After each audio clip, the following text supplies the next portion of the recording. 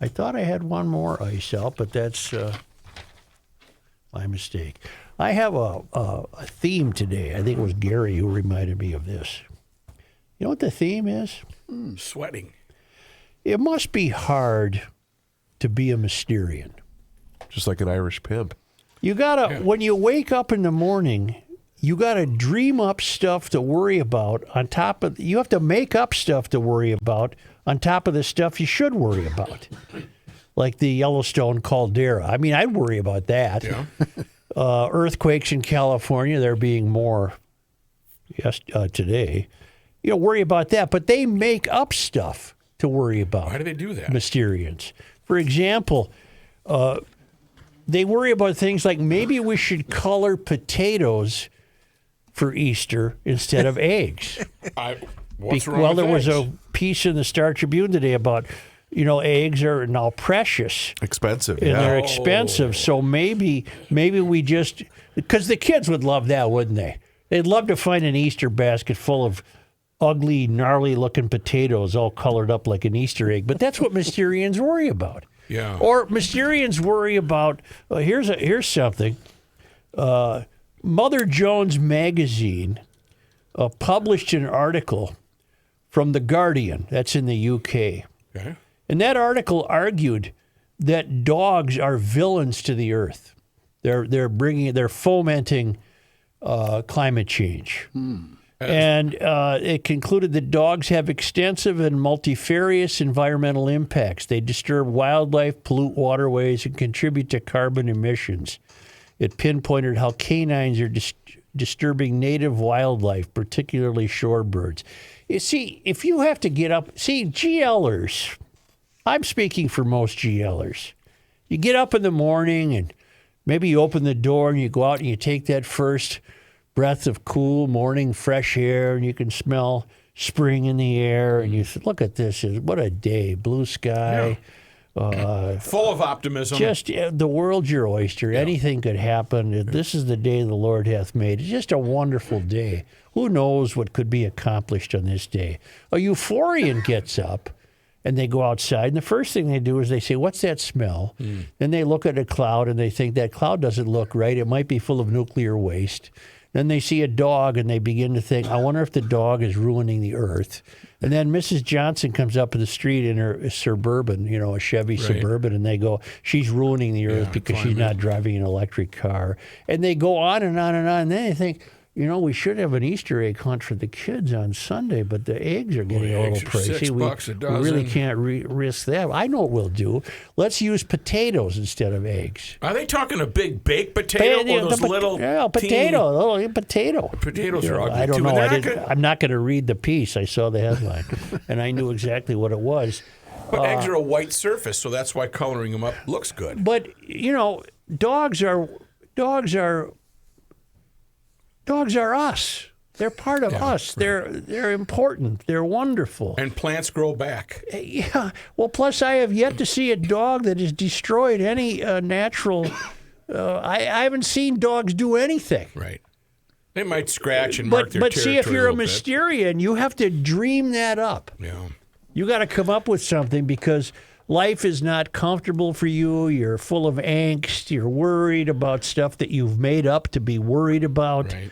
And you'd be much better off if you just worried about the stuff that we have in front of us to worry about. I'm so old. How old are you? I remember, gentlemen, talking to a writer friend of mine years and years ago about coming up with a playbook of, how to be a lefty. How to be a liberal. How do you do it? You got to worry about stuff that doesn't. You got to make up stuff to worry about. And this writer friend of mine, who will go nameless, kind of poo-pooed the idea. And I said, this is a multi-million-dollar book idea. Yeah. How to be a lefty. Yeah. And this fits right in that playbook. Well, you'd have to come up with the fact that dogs have a carbon footprint that's more significant than other animals, apparently. And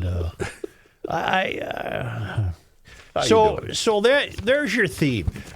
How grateful should we be that we're GL'ers? It's easier, isn't it? Life's easier. You're not making stuff up to worry about. No, but there's plenty to worry about. I was going to say, you're just worried about everything else. There's plenty to worry about. Here, look at this here. What's this here? What is here? California was rocked by another earthquake just 2 days after that 5.2 near San Diego. And, you could worry that the big one is going to come in California. The big ones do. Yeah. You could worry about that caldera in Yellowstone. The magma is closer to Earth than it's been for hundreds of thousands of years. Anything could happen. All a GL'er wants is a week's notice. Give me a week. That's all I want is a week's notice.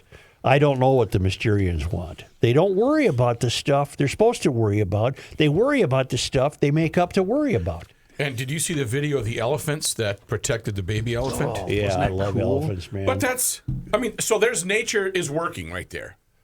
So stop worrying about it, people. Well, not only is nature. No, the elephants were taking care of the what's a baby elephant called? Baby elephant, I guess. Yeah. They were protecting the young ones because of the earthquake, right? Wasn't that the film I saw? Yes. Yeah. Because of danger.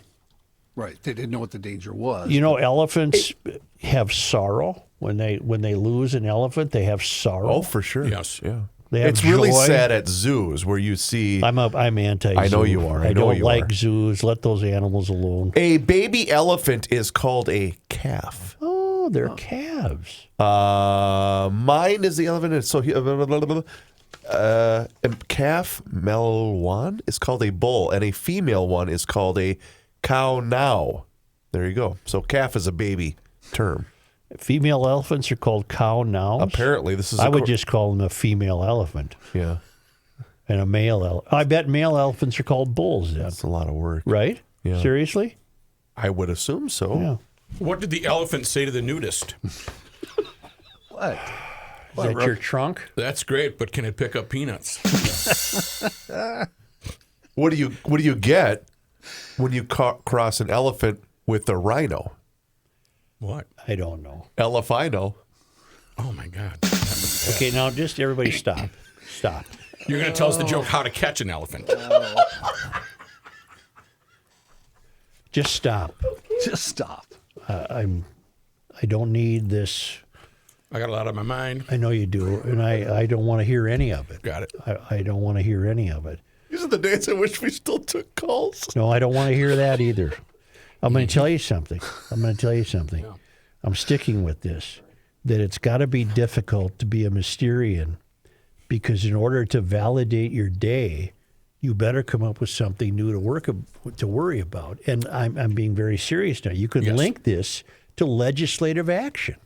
Look at what these Mysterians come up with. Here's one, for example. I was alerted to this by Jeremy, and I, like him, I verified it all. There's a new House file in Minnesota, House File number 3178. It's a bill for an act relating to arts and cultural heritage, appropriating money for a documentary celebrating 50 years of throwing Frisbees around in Minnesota. Wow. The bill was read for the first time and referred to the Committee on Legacy Finance. The bill was introduced by Samantha Sensor-Mura. She's a state, is she a state senator, I believe? Yeah, I looked it up. She's a state senator, District 63A. Where's that, Rook? 63A is Minneapolis, Franklin Avenue to the north. Okay, pretty much a Mysterian area, right? Richfield to the south. So she's a 36-year-old gal. She's, I'm sorry, she's in the House. No, she's in the, what is she now? Is she a Senate? No, she's in the House. She's a fourth-generation Japanese American. She was raised in Minneapolis. She went to South High. Her dad is David Mura. Do I know that name? A poet and a playwright. She earned a Bachelor of Arts degree in social justice. Well, you can't flunk that. And critical theory from Occidental College. You can't flunk that. A Master of Education in School Leadership from the Harvard Graduate School of Education. You can't flunk that. So she's a full-blown Mysterian from the failed academy and a DFLer. I'm not saying that unkindly, Samantha. That's just what happens to be what you are. Sensor-Mura began her career as a teacher at citizen schools in New York City. She later worked as a coordinator at Safe Passages in Community Schools, director for United for Success Academy in Oakland. In 2017, Censor-Mura returned to Minneapolis to join a nonprofit after-school program. So she's really immersed in the in not having done much. I don't. And again, I'm not trying to be denigrating. Just what have you done, Censor-Mura, to earn the credibility to represent people who actually work for a living in for-profit situations? And she wins handily. She won a race. My God, in 2022, she got 90% of the vote over a Republican named Kyle Bragg. 90% of the vote. In 2024, 98% of the vote. She didn't even have an opponent. So again, urban America has been surrendered to these people. These people being failed academy graduates who are there for activism. She's married. She has a child. God love her. She might be a sweetheart. I don't know her. But she has come up with this bill to spend $50,000 of your money on a documentary film about Frisbee. Oh, why? Because the crowd has been clamoring for such. You had to get up in the morning, Samantha, and you had to figure, you're a Mysterian, and you had to come up with something that wouldn't necessarily be on the table. I know what I'm going to do. I think somebody's going to come to me and propose a documentary film on Frisbees. Yep. I think we should do it. Wow. It's only $50,000. It's not. Again, I wish Mysterians, when they ran for office, would be more honest and say, look, I'm running for office only to spend money. That's it. I'm not there for any other reason than to dream up ways to spend money. Joe, last November in the election, she received 98.8% of the votes. I said that. Oh, I thought you said 90. Well, And that in was 2022, she Okay. was 90. Got it. Last year it was 98. And she basically ran unopposed. Right. But there's no one in the state of Minnesota whose life would be lesser if we didn't have a documentary about Frisbee. Right.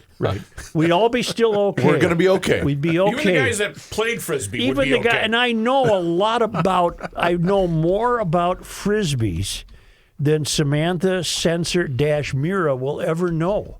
I've been to the Frisbee World Championships. Really? I've covered them in Copper Harbor, Michigan. Wow. I was on the front edge of the Frisbee curve back in the early 70s.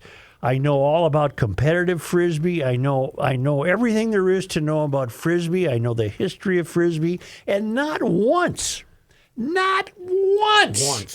I ever think what this world needs is a documentary film about Frisbee. Because No, they're going to be okay. Everything will be all right. we're going to be okay. But see, if you're a Mysterian, you got to come up with stuff that doesn't need to be come up with. Right. Easy for you to say. I was stumbling over my words. Where is that $50,000 going? That'd be interesting to follow. Some filmmaker might have proposed it to her, or some one of the ever-present nonprofits might have gotten to her and say, Samantha, I think it'd be really neat. If I may interject. Yeah, John, I'm sorry. This Go was ahead. proposed by the Minnesota Frisbee Association. Sure. To start with. And So they found a went- willing ear with Yes, this woman. they went to the legislature and obviously to Spencer-Mura. Oh, my Or God. Mura. Give me $50,000 and I'll do a town ball documentary. Well, you probably would be a day late. I'm sure there's been some. There's actually been a number of them Been that have a been number done, of and they're them. very good. And I bet there's been a dozen